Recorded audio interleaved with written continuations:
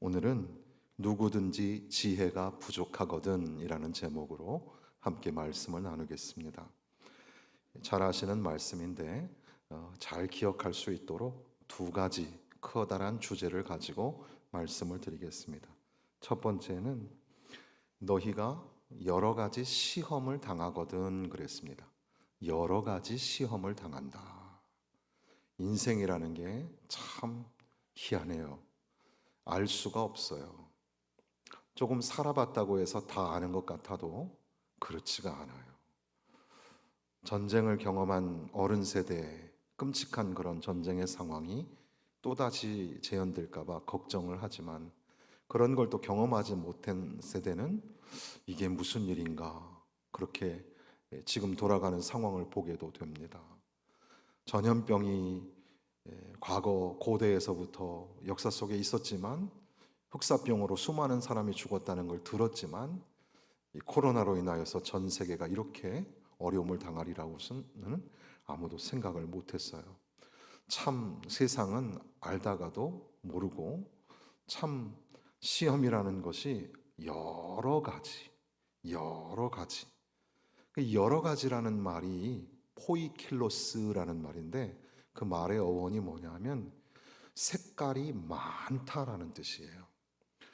보통 우리가 색을 이제 전 세계가 공용으로 할 때는 색깔이 세 개가 있다고 봐요. 빨강, 파랑, 노랑이 있어서 이 세 가지 색이 이제 색을 만들어낸다고 보는데, 우리 동양에는, 한국에는 보통 이 오색, 다섯 가지 색깔이 있다고 해요. 거기 빨강, 파랑, 노랑에다가 검정과 하양이 있어서 이렇게 다섯 가지 색깔이 이 색을 만들어낸다고 합니다. 그런데 지금은 텔레비전 그 브라운관이나 핸드폰의 그 액정 모니터 같은 것들이 가지고 있는 색상의 능력이 거의 2만에서 6만 정도의 그런 이 화소를 가지고 있거든요. 그러니까 색깔이 굉장히 다양한 거죠. 어떤 학자는 컴퓨터가 색상을 구분하는 숫자 배열이 0에서부터 255개의 숫자 배열이 있다고 해요. 그러니까 그걸 가지고 또 조합을 하게 되는 거죠. 그렇게 할 때에 숫자적으로, 과학적으로 계산을 해보면 2의 24승 정도의 색깔이 있는 거예요. 그러니까 총 400만 가지 정도가 넘는 그런 색깔이 오늘날에 존재한다고 그렇게 학자들은 연구를 하기도 합니다.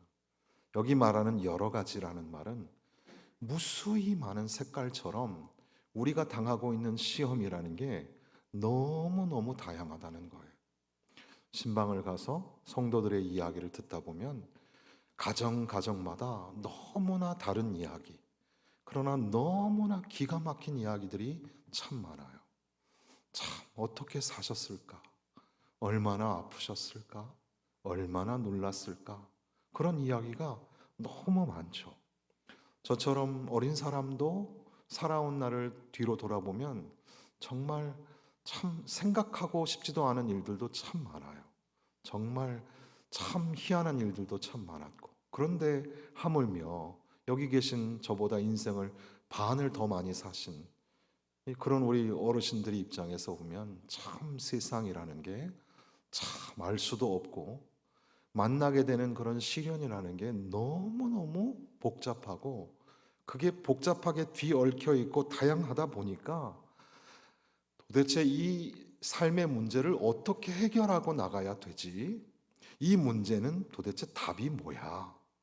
이렇게 생각을 하게 되는 거죠. 그래서 이 포이킬로스라는 이 색깔이 무한히 많은 다양한 여러 가지라는 말을 야고보 사도는 강조를 하고 있는 겁니다.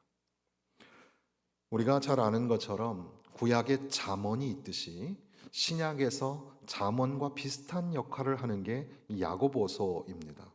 그러니까 오늘 그리스도인들이, 교회와 성도가 어떻게 이 세상, 변화무쌍한 세상에서 살아갈 수 있을까? 그 인생을 잘 살아갈 수 있는 지혜가 뭘까? 이런 것들을 이제 알려주는 말씀으로도 우리가 읽게 되는데, 그러한 내용의 서론으로서 너희가 여러 가지 시험을 만난다, 이렇게 말씀하고 있는 겁니다. 이 시련을 만나는 그 인생에게 하나님께서 그저 힘들게 하려고, 아프게 하려고, 속상하게 하려고 하는 것이 아니라 이 시련과 시험을 통하여서 성숙하고 온전하게 하려고 하시는 것이다. 그래서 우리가 익히 들어서 아시는 것처럼 이는 너희 믿음의 시련이 인내를 만들어내는 줄 너희가 알미라. 인내하게 하시려고, 이 믿음의 시련, 그냥 시련이 아니라 믿음의 시련이라고 하면서 믿음을 통하여서 더욱더 성숙한 사람이 될 수 있도록 믿음의 시련으로 인내를 만들어내게끔 한다. 그리고 그 인내를 온전히 이루어서, 그러니까 조금 더 성숙하여지게 하여서 너희로 온전하였고 구비하여 조금도 부족함이 없게 하려 함이라. 이렇게 말씀을 하세요. 그러니까 이 내용을 하나하나 다 뜯어서도 할 수 있지만 그냥 뭉뚱그려서 보면 우리에게 시련이 있는 것은, 무수히 많은 시험이 있는 것은 너희로 하여금 그저 혼내고 아프게 하려는 것이 아니라 성숙하게, 더 성숙하게 하시려는 하나님의 뜻이 담겨져 있다. 이것을 먼저 우리에게 가르쳐 주시는 겁니다. 그러면서 마치 우리가 어디가 아프면 의사에게 가잖아요. 그래서 한참 기다려서 의사를 만나면 의사가 뭐 이것저것 묻고 그 다음에 이제 맥도 잡고 그리고 난 다음에 이제 처방전을 주잖아요. 그래서 이거 약국에 가면 있으니까 그 약을 드시면 조금 날 겁니다. 이렇게 처방전을 내리는 것처럼 야고보 사도는 너희가 여러 가지 시험을 만나는데 사실 이 여러 가지 시험은 믿음의 시련이고 인내를 통하여 점점 더 온전하고 성숙한 성도가 되게 하려고 너희에게 주시는 이 과정, 인생의 과정인데, 그렇기 때문에 이제 처방전처럼 내리는 게 뭐냐 하면 온전히 기쁘게 여기라. 한번 따라 하시겠습니다. 온전히 기쁘게 여기라. 이 여기다라는 말이 참 중요해요. 헤게오마이라는 말인데, 여기다라는 말은 여러 서신서에서도 나오는 말씀인데 확고한 확신을 가져라, 이런 말씀이에요. 여기다라는 말은 그냥 생각해라 이런 뜻이 아니라 확고한 확신을 가져라, 이런 말씀입니다. 그러니까 너희가 여러 가지 시험을 당하거든 온전히 기쁘게 여기라. 너희가 온전하게 하려고 하시는 목적이 있기 때문에 그냥 아무 이유 없이 당하는 게 아니라 여러 과정을 통하여 하나님이 성숙하게 하시려는 목적이 있기 때문에 온전히 기쁘게 여기라, 이렇게 말씀하는 겁니다. 온전히 기쁘게 여기라. 시험을 당하는데 기쁘겠어요? 병이 들었어요. 기쁠 리가 없죠. 사고를 당했어요. 사고 당했는데 무슨 기쁘겠습니까? 또 생각지도 않았던 여러 가지 일들로 인하여서 사람들에게 속기도 하고 또 손해를 보게도 되고 참 기가 막힌 일들이 많이 있잖아요. 그 자체는 사실 기쁜 건 아니에요. 그런데도 불구하고 예수님께서는 장차 그 구속의 영광을 바라보면서 그 앞에 십자가를 참으셨던 것처럼 지금 당장에 볼 때에는 징계라는 것이 즐거워 보이지도 않고 마냥 슬퍼 보이기만 하는데, 그럼에도 불구하고 의와 평강의 열매를 맺기 위한 목적이 있으니까 그런 거룩한 목적을 바라보면서 미래적 은혜를 생각하면서 온전히 기쁘게 여기라. 아, 기쁘지 않은데 어떻게 기뻐요? 이 처방전이라는 말씀을 드리는 이유는 선생님이 약을 줘주시는데 이 약이 너무 써요. 못 먹겠어요. 그런데도 이 약을 먹어야지 난다면 어떻게 하죠? 먹어야 되잖아요. 그것처럼 너희에게 여러 가지 시험을 당하고 그로 인하여서 참 너무 고통스러울 때, 그러니까 지금 1장의 주제는 사실 시험이라는 단어가 여러 번 등장하거든요. 그럴 때에 기쁘게 여기는 게 참 쉽지 않은 거지만, 그럼에도 불구하고 기쁘게 여기라고, 확고한 의지를 가지고 기쁘게 여기라고 말씀을 하시는 거예요. 이게 쓴 약을 먹는 것처럼 사실 입에는 달지 않아요. 그럼에도 불구하고 기쁘게 여겨라. 이 말씀을 우리에게 가르쳐 주시는 겁니다. 그런데 이 말씀은 자연스럽게 두 번째 이야기로 넘어가게 되는데, 4절 끝에 보니까 인내를 온전히 이루라. 이는 너희로 온전하고 구비하여 조금도 부족함이 없게 하려 함이라 라는 말이 나와요. 부족하다. 그런데 5절의 시작도 너희 중에 누구든지 지혜가 부족하거든, 이렇게 부족이라는 단어가 연결고리처럼 나와요. 이 부족하다라는 말, 헬라어의 레이포라는 말인데, 4절에는 레이포메노이 이렇게 되어 있고 5절에는 레이페타이 이렇게 되어 있어요. 이게 뭐 영어의 결핍 레크라는 단어, 부족이라는 단어인데, 사실 야고보 사도는 앞서 여러 가지라는 말을 강조한 것처럼 이제 4절 5절을 지나가면서 부족하다라는 말을 강조하고 있는 겁니다. 너희가 지금은 부족하다. 그런데 아무것도 부족하지 않을 날을 바라보면서 분명 지금 내가 한 가지 부족한 것이 있다는 것을 깨닫고 그 부족한 것을 하나님 앞에 구하라는 겁니다. 인생에 닥치는 수만 가지의 어려움이 있는데 하나하나를 어떻게 풀어가야 할까? 왜 나에게는 이런 일이 생길까? 왜 우리 교회는, 왜 우리나라는 이런 어려움에 빠질까? 참 알다가도 모를 일이 많잖아요. 우리 인생에 또 우리 개인의 육체에 당하는 일들도 생각해 보면 그렇고, 가족들, 자녀들 생각하면 참 설명이 안 되잖아요. 말이 안 돼요. 참 답답한 일들이 참 많아요. 그런데 이것을 어떻게 해결하고 이 문제의 답은 뭘까? 모든 것들이 완벽하게 이해될 날이 있겠죠. 그러나 지금은 부족해요.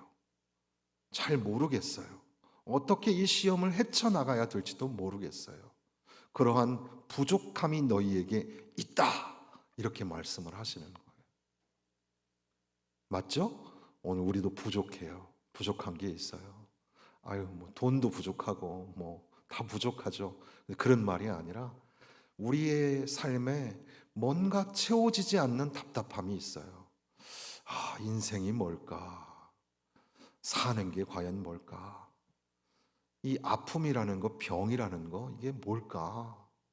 왜 나에게는 고난이 찾아오고 시련이 찾아올까? 이걸 다 알 수가 없어요. 그런 관점에서 야고보 사도는 너희 중에 지혜가 부족하거든. 누구든지 지혜가 부족하거든. 이렇게 지혜라는 말을 합니다. 지혜가 뭘까? 지혜는 여러 가지로 구분하겠지만 특별히 크게 두 개로, 지혜는 우리가 알고 있는 지식과 정보도 지혜예요. 예수님께서 자라나셨을 때 지혜가 자라나셨다 이런 말씀하잖아요. 그 지혜가 자라나요. 여기에 이 소피아라는 말이 지혜인데, 그래서 이 철학이라는 단어가 영어의 필로소피아라고 하거든요. 필로스가 사랑이고 소피아가 지혜니까 지혜에 대한 사랑, 이걸 철학이라고 하게 되죠. 이 지혜라는 말, 소피아라는 말의 첫 번째 의미는 지식이나 정보 이런 것들을 많이 알게 되는 거예요. 사실 뭐 인터넷 검색하면 수많은 정보가 있지만, 그러나 아무리 AI가 인간처럼 하고 빅데이터가 방대하여 능력을 발휘해도 사실 인간이 쏟아내고 품어내고 만들어내는 것들을 이 기계가 흉내내기도 어려워요. 그 인간이 살아가는 그 방대한 양의 지식, 지혜, 이런 것들이 살아가면서 터득되어지기도 하고 들어서 알게도 되고, 그 설교 시간에도 우리의 지성을 자극하고 우리의 감성을 자극하고 우리의 영성을 자극하는 말씀을 통해서 하나님의 말씀이 여러분에게 전달되어져요. 그래서 지적으로 그렇구나, 그런 내용이 있네. 그리고 나서 가슴이 뭉클하고 눈물이 나고, 그리고 영적으로 성령님이 도우시는 것 같고, 그런 것들이 이제 말씀 속에 오롯이 이제 우러 나와야 되는 거죠. 그런데 이 소피아라는 것은 그것뿐 아니라 우리의 삶 가운데 수많은 시험이 있다 그랬잖아요. 그런 개별적인 모든 그런 이 상황 속에서, 어떻게 보면 미로와 같은 그런 인생 길 속에서 어디로 가야 하고 무엇을 해야 하지? 왜 이런 일이 있는 거야? 라고 하는 그 질문의 답으로서 하나님 지혜를 주세요. 지혜를 주세요. 이렇게 기도해야 된다는 겁니다. 그러니까 사실 하나님 병을 고쳐주세요 라는 기도도 참 중요하지만, 하나님 이 병이 내게 의미하는 게 뭡니까?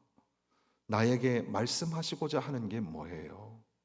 뭔가 탁 사고가 났어요? 그럴 때에 막 속상하고 화가 나고 그렇잖아요. 그럼에도 불구하고 하나님, 이것이 주는 뜻이 뭡니까? 의미가 뭡니까? 이런 것들을 구하고 기도하는 것이 필요하다, 이렇게 말씀하시는 겁니다. 그러면서 누구든지 지혜가 부족하거든 하나님께 구하라, 하나님께 구하라, 이렇게 말씀하시는데, 이 5절 말씀 안에 하나님의 본성이 적어도 세 가지 정도가 나오게 됩니다. 하나님의 본성 첫 번째는 디도미, 그래가지고 이것은 하나님은 주시는 하나님, 하나님은 거룩하신 하나님, 은혜로우신 하나님, 사랑이 많으신 하나님, 전능하신 하나님, 이렇게 하나님의 속성을 우리가 쫙 말을 하잖아요. 그런데 여기 이 본문에서는 하나님은 주시는 하나님, 하나님은 주시는 하나님인 거 믿으시기를 바랍니다. 하나님은 주시는 하나님이에요. 하나님은 주신다. 하나님의 본성이 주시는 하나님이시다. 하나님 주세요. 아유, 나 못 주겠다. 너한테 못 주겠다. 이러시는 하나님이 아니라 하나님은 항상 언제나 주시는 하나님.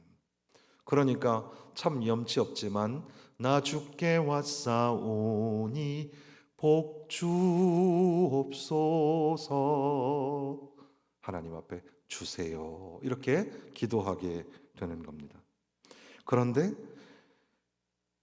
모든 사람에게 후히 주시는 하나님, 후히라는 말이 있어요.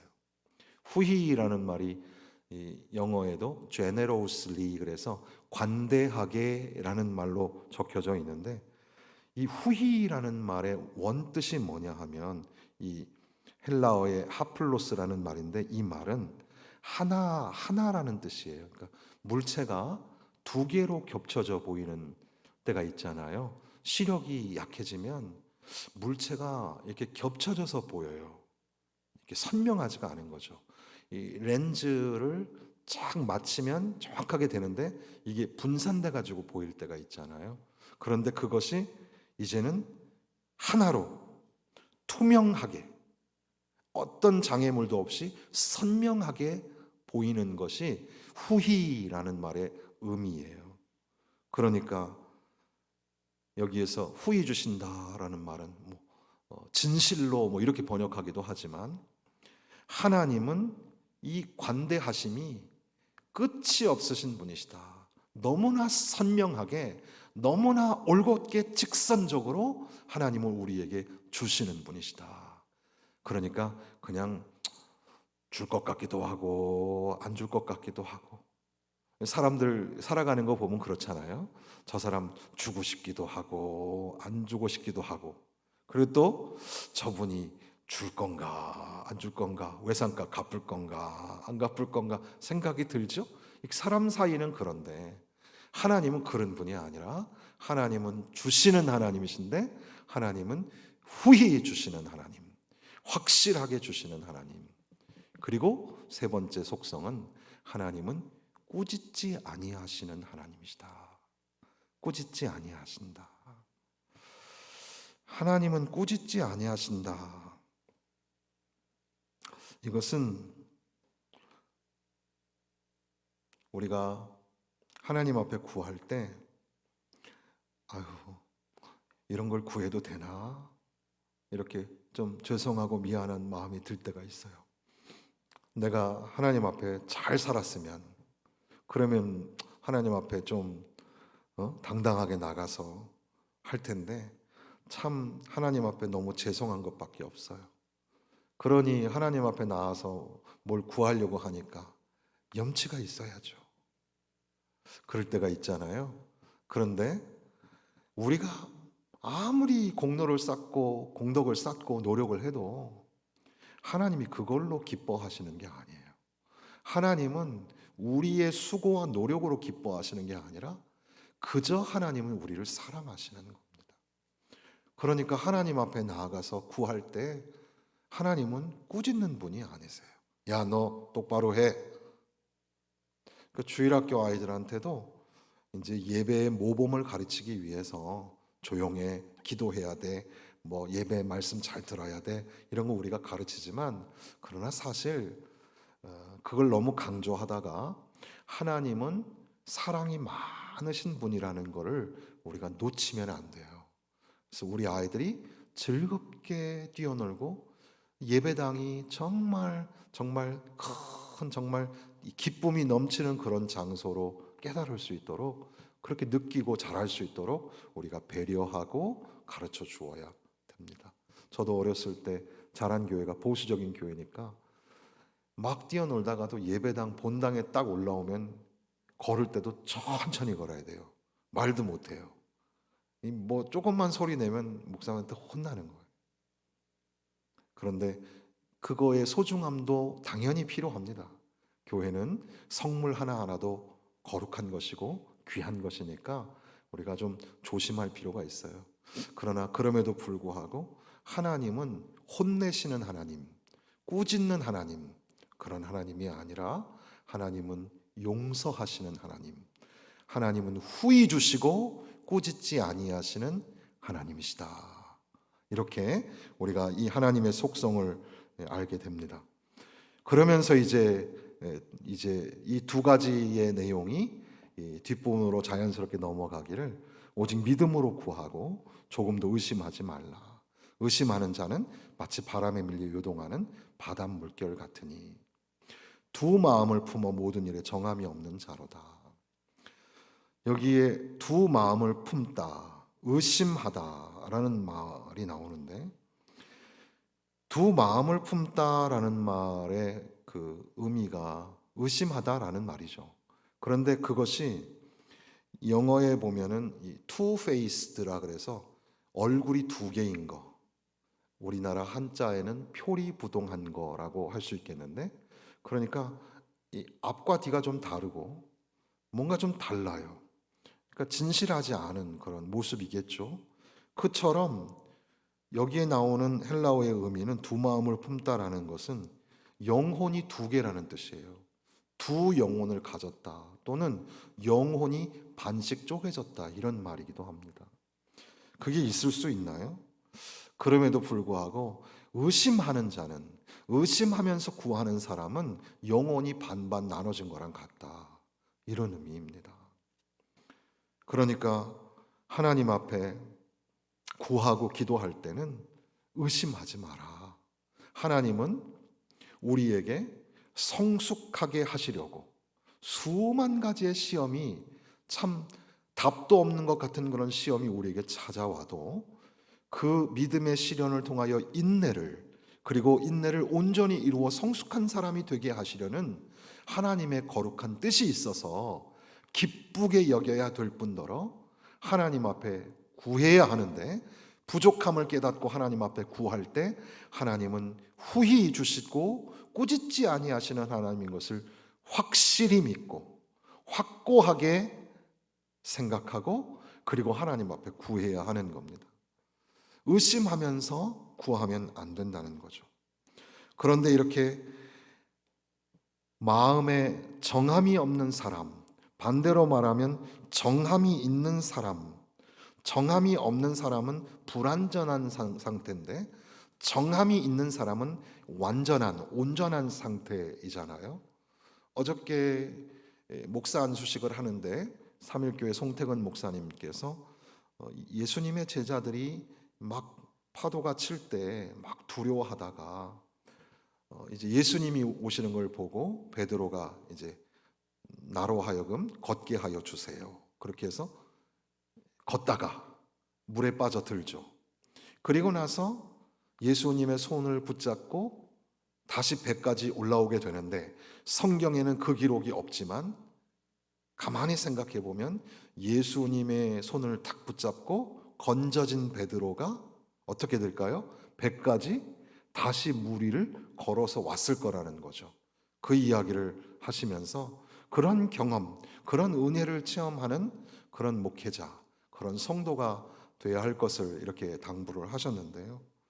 물결이 막 출렁출렁 일 때 이 불완전한 그런 상태로 의심하면서 하나님 앞에 구하지 말고 확고한 믿음을 가지고서 하나님은 후히 주시고 꾸짖지 아니하시는 분이야 라고 생각하면서 기도하고 그렇게 나아갈 때에 하나님이 응답해 주신다.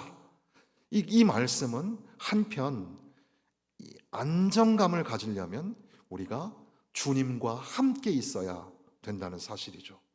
그러니까 출렁거리는 물결을 보는 게 아니라 아무리 폭풍이 쳐도 나와 함께 하시는 주님, 내 손을 꼭 잡고 계시는 주님, 그리고 우리의 인생의 목표와 방향성이라고 하는 믿음의 주여 온전케 하시는 분이신 예수, 우리가 바라봄의 목표가 되시는 예수, 예수를 바라보고 예수를 붙잡고 예수와 함께 동행하는 안정감을 가지고 있는 그런 상태, 바로 그것을 가지고 하나님 앞에 믿음으로 구하면 하나님이 지혜를 주셔서 우리의 부족함을 채워주시고 여러 가지 시험을 당할 때에도 기쁘게 여길 수 있는 능력을, 믿음을, 은혜를 우리에게 주실 줄로 믿습니다.